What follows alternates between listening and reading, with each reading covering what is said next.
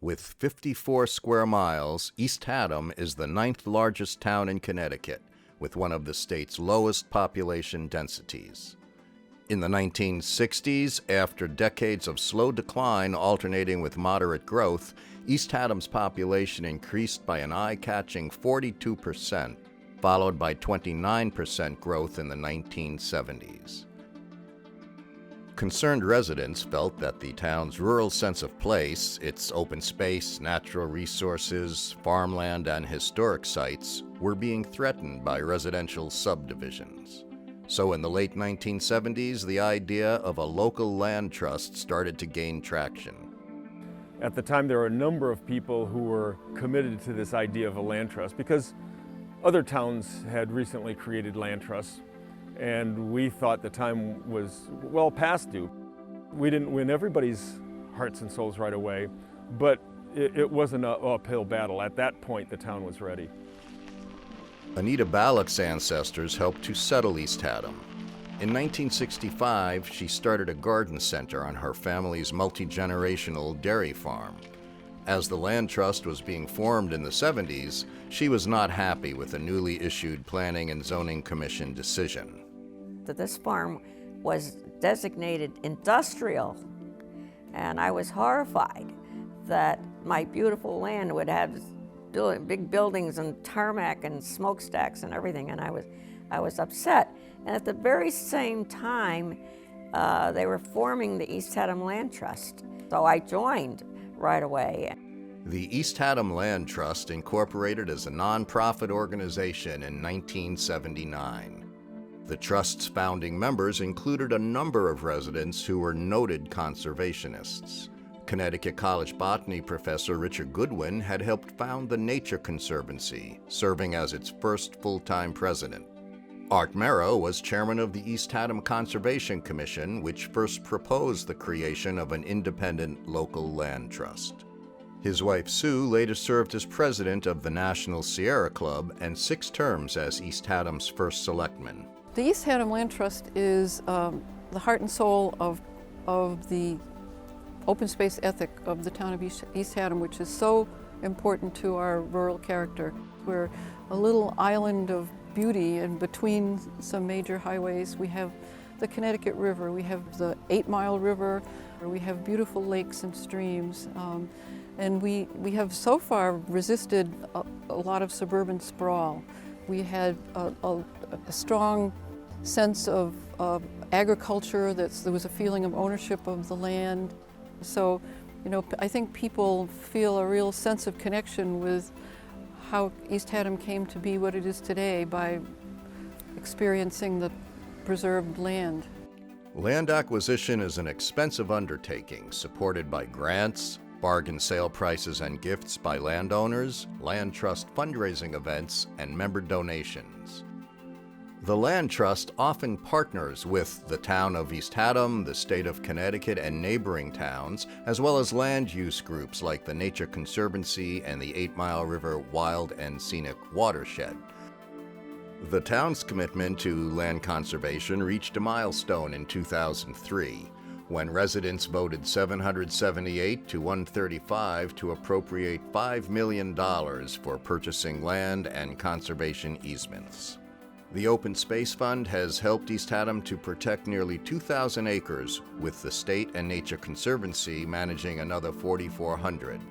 The East Haddam Land Trust owns about 500 acres of protected land, with 200 more under conservation easements. Ongoing preserve maintenance is done primarily by volunteer members. Stewardship Saturdays enlist volunteers to help maintain properties, clear and mark trails, do fence and tree work, even build bridges. The Land Trust regularly sponsors a wide range of community events, from polar bear dips to presentations and demonstrations by experts, and fundraisers that are both fun and raise awareness of the value of open space, natural resources, wildlife and plants, and history. The 10 miles of Land Trust Preserve trails offer recreational hikers a diversity of landscapes, wildlife habitats, and historic sites. They are part of the 68 miles of public trails in East Haddam, which are maintained by the Land Trust, the town, the state, and the Nature Conservancy. Rob Smith served 12 terms as Land Trust president. He has led many preserve hikes and for more than 20 years oversaw preserve maintenance, trail work, and stewardship teams. When I do a hike in the properties, I always try and point out not only the natural aspects, but the evolution of the property and how our ancestors have impacted the land. I try and incorporate both the natural and the historic aspects, and in many cases, the geological aspects of the property. I think that these land trust preserves are more than just a place of nature. It's a classroom. There's history at many different levels and culture. I remember many years ago, I walked the Moodus River from Johnsonville up to the reservoir, and I counted 14 dams. So the industrial history of this stream and this village is amazing. Since its first acquisition in 1980, more than 36 landowners have worked with the Land Trust to protect their properties in perpetuity. There are two ways to protect open spaces. You could sell it or give it to the Land Trust, or you can put conservation easements on it.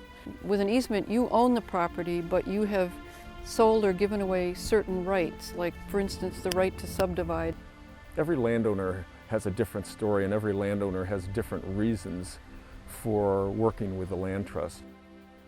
But the bottom line for motivation is the love of the land. Todd Gelston is descended from the same town settlers as his aunt Anita Ballack. In 2009, he granted an easement to the Land Trust on 62 acres surrounding his colonial-era house. The frame was put up August 22nd, 1746, by an Englishman. And people worked this land. They cleared the trees, made the fields, as well as building the house. We appreciate how beautiful this place is, and we also appreciate we won't be here forever. And we want it to be here after we're gone. We've seen other towns lose those assets and regret it, and we don't want East Haddam to do that. Joe Clark is considering an easement with the Land Trust for his property, which was previously owned by sculptor Heinz Warnecke and his wife Jessie. And they lived here for 50 years and absolutely adored it. I'm an old house person, but the land is very special, because in a very small space there's just about every conceivable kind of terrain you could imagine. It has a certain kind of dignity and importance, and that's one of the reasons that I feel so strongly about trying to protect that for the future. The East Haddam Land Trust celebrated its 40th anniversary in 2019. We have much work to do. We now have 12 directors, and many of them are young people, younger.